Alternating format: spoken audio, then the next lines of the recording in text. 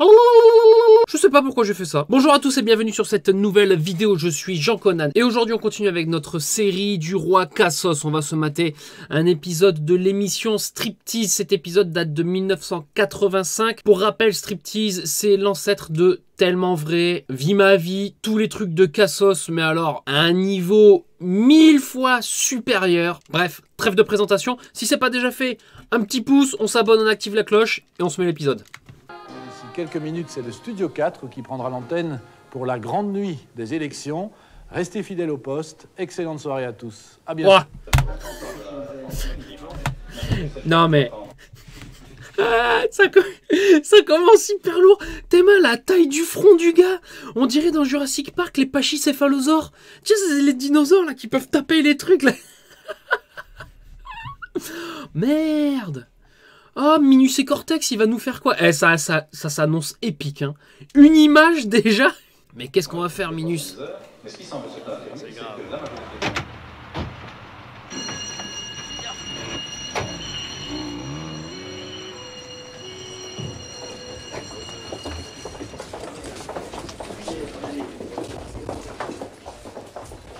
Et comme ça, il y a une bombe, c'est tout. CCC, Ils ont dit CCC, ouais. Non, c'est les communistes. Probablement un mauvais plaisant, parce que c'est la première fois qu'ils préviennent. Vous savez, c'est toujours comme ça. Eh, Joe la moustache, eh, 85, ils ont des dégaines. On va faire une inspection. Oh là là. Mais c'est quoi cette tête qu'il a, l'autre? Mais c'est quoi toutes ces têtes qu'ils ont? Ils sont tous déformés. C'est Tchernobyl ou quoi?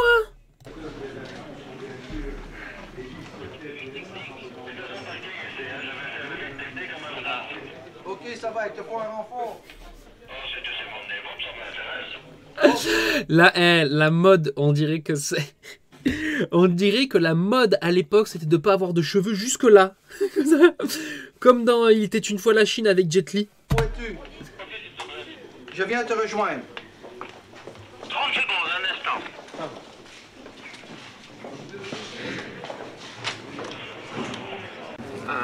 Vous voulez voir, vous les connaissez? Non mais... Non mais...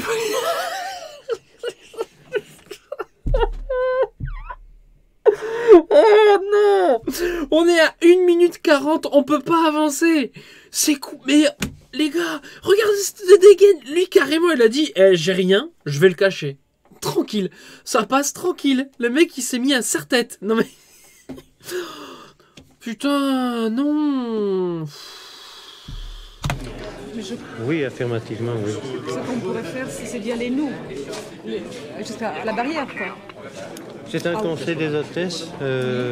Ils doivent passer dans l'émission au fur et à mesure. Non, mais nous pouvons y aller, les rejoindre, quoi. Oui, je crois que je vais faire pourrait ça. éventuellement aller les rejoindre. J'ai une invitation d'RTBF. Il n'y a pas moyen de passer autre part? Monsieur Conan a demandé juste le casque. Tout le monde, s'il vous plaît, au patio. Allez-y, monsieur, s'il vous plaît. Tout le monde au patio. C'est... En fait, si j'ai bien compris, le mec il dit j'ai une invitation de RTBF. RTBF, c'est la société de production de l'émission Striptease. Donc en fait, si je comprends bien, on dirait qu'il y a eu une alerte à la bombe dans les studios de RTBF. Je transporte mon verre de bière chaude. La bière tiède. Déposé au passé. Écoutez, on dirait que vous arrivez vraiment comme un prince avec votre suite. Bonjour. Bonjour. Vous êtes élu. Bonjour. Vous êtes 2 ou 3? Mais c'est pas encore sûr. C'est pas encore sûr. Par ici, par ici, par ici, par ici. Ouais, studio B, salle de répétition.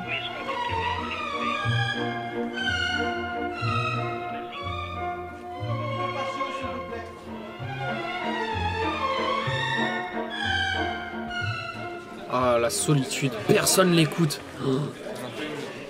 Qu'est-ce qui se passe, André? Eh bien, il paraît qu'à 9h30, tout doit sauter. Ah oui. C'est l'ébauche d'un formidable renversement Dans pas historique en longtemps. Wallonie. Communauté française. Et par contre, dans la région wallonne, ça se joue aussi à un siège. Mais on ne sait pas dans quel sens. Alors, j'ai déjà dit sur antenne qu'il est assez difficile de gouverner tant la communauté que la région avec une voix de majorité et que nous étions pour l'unionisme. J'ai bien dit. Bien, vous représentez la gendarmerie ou la maison? C'est la maison. Bon. Enfin, si ces messieurs sont là, nous sommes en studio, nous sommes en panne. La moindre des choses, s'ils sont dans le patio, c'est qu'on les laisse passer quand même. Mais si ça saute. Quand on commence, c'est très bien. Vers 9h30, je pense. Qu'est-ce qu'on vous a dit? Qu'il y avait une bombe. Une alerte à la bombe. Studio, alors.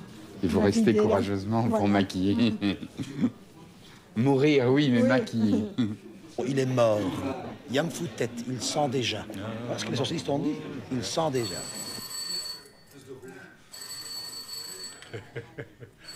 On dirait un vampire, lui.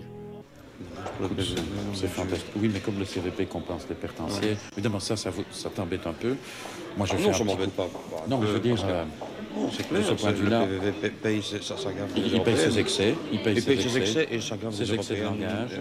Pas seulement. Je crois qu'il paye un manque de crédibilité. Oui, il paye une différence trop grande entre le discours et le... Oui, bon, moi je crois qu'on est armé. Hein. En fait, ils ont profité. L'émission a profité d'une alerte à la bombe. Tout ça, c'est des politiciens. De ce que je comprends, en fait, tout ça, ce sont des politiciens. L'émission a profité d'une alerte à la bombe pour filmer les conversations discrètes de tout le monde. Et ça se chie dessus. Ça se chie à la gueule partout. Ouais, on pourrait les entendre.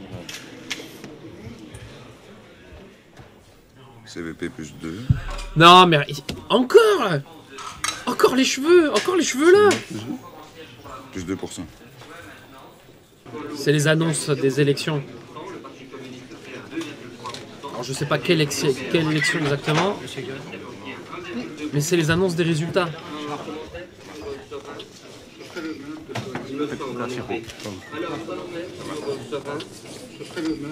Il me semble en effet. Alors nous allons maintenant dans le canton de Herve. Oui, mais maintenant qu'il se débrouille. Hein. Oui.